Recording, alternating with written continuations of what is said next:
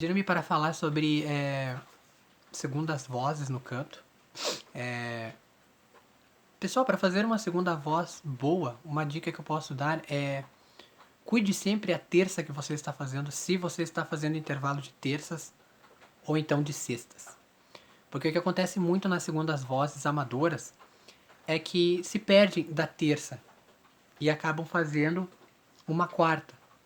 E quando você já está ensaiado e combinado de fazer o intervalo de terça, e se você cair para quarta, acontece que a primeira voz também pode acabar atrapalhando na entonação da harmonia. No caso da harmonia da tonalidade que estava sendo cantada. Então, por um exemplo, se a primeira voz estava cantando na tonalidade de Ré para uma terça que estava abrindo em Si bemol, por um exemplo, aí já temos o intervalo de terças. Mas, se por um exemplo a segunda cair de Si bemol para Lá, então a que está na terça maior vai querer descer também de Ré para Dó.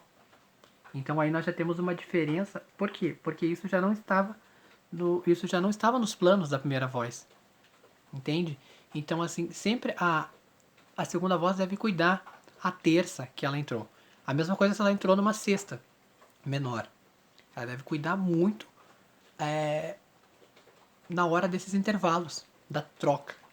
Claro que vão existir modulações, existem músicas que têm mais modulação do que outras, mas há de se cuidar muito justamente nesses intervalos e durante as modulações também.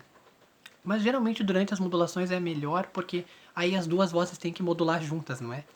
E não é aquela mesma coisa de ter que cantar sempre na terça maior e a terça menor, ou sexta maior e sexta menor, e estarem aquela coisa linear. Quando há modulação, modula para as duas, né? Modula para ambas, então é mais fácil. Mas a dica que eu dou é essa. Existem muitos segundas que fazem, que não fazem, na verdade, as quebras melódicas. Isso é meio que um mito dizer que o segunda voz ele não pode fazer as quebras melódicas. Ele pode sim fazer aqueles acabamentos vocais que, por exemplo, a primeira voz geralmente sempre vai fazer. Algumas segundas vozes pegam e vão reto, não é? Existem muitos casos assim, mesmo no canto famoso, no canto de cantores famosos. Porém, isso não é uma exclusividade. E também não é uma coisa que deve ser levada para todo o canto de segunda voz. Não, você pode fazer uma segunda voz fazendo a quebra melódica junto com a primeira voz. Com a terça maior, no caso. Ou então, mesmo que vocês estejam fazendo que em alguma parte do canto haja um uníssono, por um exemplo. Vou dar um exemplo de que as duas vozes façam um uníssono antes de trocarem cada uma para sua terça maior ou sexta maior. Estão fazendo um uníssono e vai ter uma quebra melódica ou um melisma, não há necessidade de a segunda voz não fazer. Ela pode fazer. E, inclusive, acaba se tornando um canto mais peculiar, justamente pelo fato de que a maioria das segundas vozes não faria essa dança melódica. Mas é porque muitas dessas segundas vozes não têm habilidade para. Ou então, podem estar colocando na região indevida também. Tem mais isso. Então, tanto a primeira quanto a segunda voz de cabeça também. Não existe isso de que porque estou fazendo segunda voz, eu vou cantar no peito toda a música, eu não vou. Não. Isso, independentemente de ser primeira, segunda ou terceira, ou até quarta voz, sempre na cabeça. É claro, vai depender, é claro, da região do som.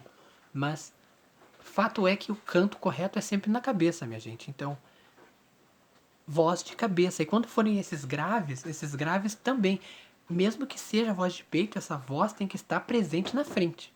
Por mais grave que seja, para que essa segunda tenha que descer, mesmo que ela tenha que descer, o descer dela deve ser limítrofe à língua. Nunca mais abaixo de língua. Não, o nosso limite de canto é língua. Língua é o nosso térreo.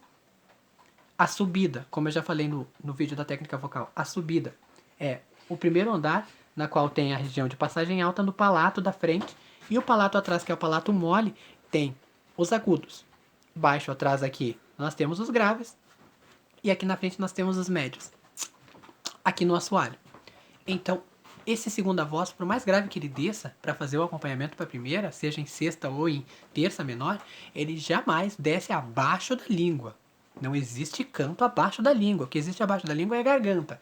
E ninguém deve cantar na garganta. Então, essas são as dicas aí que eu teria para dar para um canto de segunda ou terça voz. O da terça pode usar as mesmas dicas que eu dei pro da segunda, porém sabendo que o da terceira voz pode haver aí às vezes um intervalo maior de notas, tá? Ou então menor, vai depender aí do que os cantores combinarem com o maestro ou maestrina ou com os músicos de onde estiverem cantando.